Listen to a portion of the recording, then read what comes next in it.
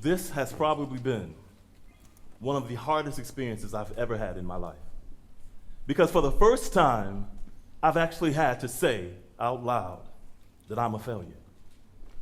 I've said that often in my head. I've thought about it. I've lived with it for a long, long time. The concept of failing, of never being good enough for people, for myself. I failed. I became a father. It's a powerful word. Often goes missing, invisible. People can't find us, see us, don't even know that we exist. How I have looked for my own father. Let me tell you about him. I remember searching for him in shadows. So many shadows I searched for my father. All the things I would do to get my hands on him, to touch him, to let him feel my heartbeat. Oh, how I wanted my father. My feet would tingle of the thought of my father being present. My heart would beat faster for the thought of my father. But something happened. My father, he never showed up. And I looked for him. Again, I looked for him in shadows because shadows do something so profound if you know anything about shadows. They have the ability to change shapes and objects and angles. They do a lot of things. And so over time, I became a master of geometry because I wanted to find my father.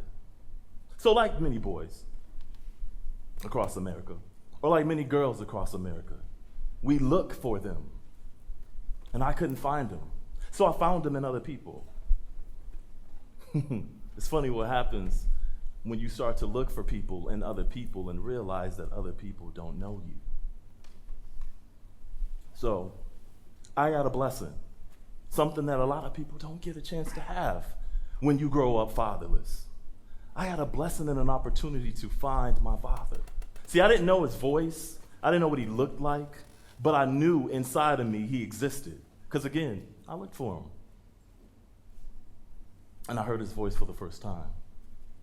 Almost like the sound, I'm guessing, Moses must have heard at the burning bush. Oh, Dad, is that you? I found him. And so my story today is really about this boy inside of me who's yelling and screaming to locate this father. Because again, I said that I'm a father. I became a 16-year-old father. And then I fast forwarded to becoming an adoptive and foster father. So in 5, 6, 7 years, fast forwarding from being 16, I became this dad to all of these young people who were searching like me for fathers, for missing people. And it's funny because when people go missing, it's amazing what you do to find them. When I saw my father and met him for the first time, you know what I asked him? I asked him the biggest question that most children ask when parents go missing. Where were you? Daddy, I was looking for you. Didn't you hear me call your name? Dad, you didn't see me. He didn't see me. He gave an answer that was so deep, I've still held on to it. He said to me, son, I didn't even know you were missing. Daddy, how dare you not know that I was missing? And it showed up. Him missing in my life showed up in the way that I parented. See, I do this cool thing now. I get an opportunity to work with parents. And so I get to tell them about this concept that children love you no matter what you do. They love you, right? I love my father. My sons, they love me. But even I went missing. Here I am, I'm not missing. I didn't do what my father did. He knew. I didn't do what my father did. I came home. I showed up.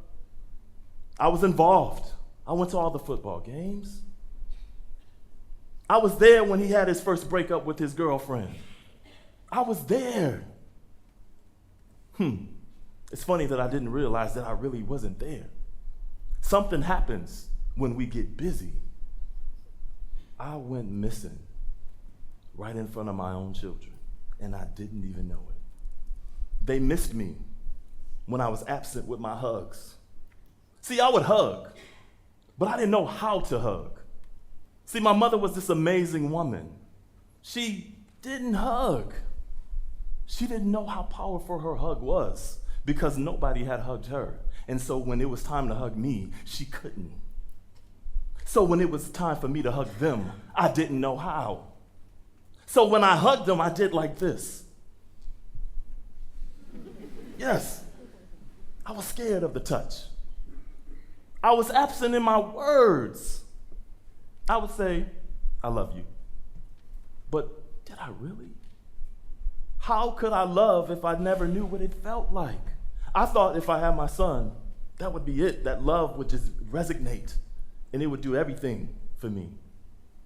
But as a little boy and a grown man, I still longed to be loved.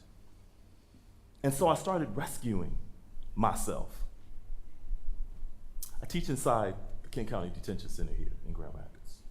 And I get the amazing opportunity to do something that a lot of people don't get a chance to do. I get to see past the labels. And I get to see children who are chasing shadows, who are looking for parents to show up. My son said something to me so profound, and I realized I had failed as a parent when he said to me, he said, "Dad, you know what? You spend more time with those kids than you do with me." I heard something one day. It said, "I wish that I could hire my mother and my father. If I hired them, then they would spend more time with me." Oh my gosh, what?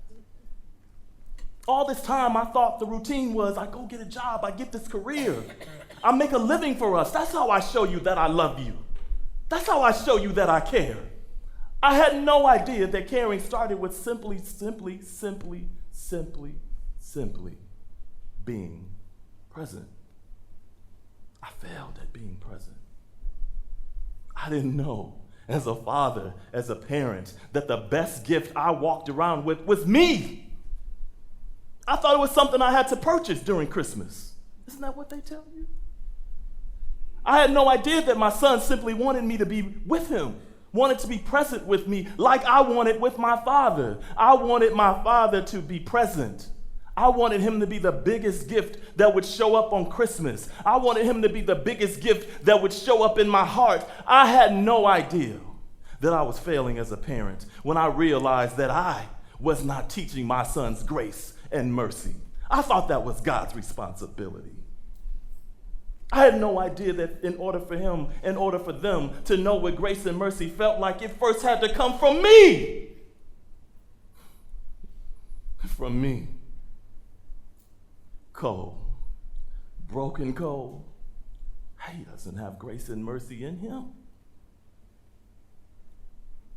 I failed at relationships. I probably have some friends in this audience today who could attest to not having full access to me. I'm good at disappearing. It's almost a gift. I'd let you get real close, but not close enough. Because again, I was missing.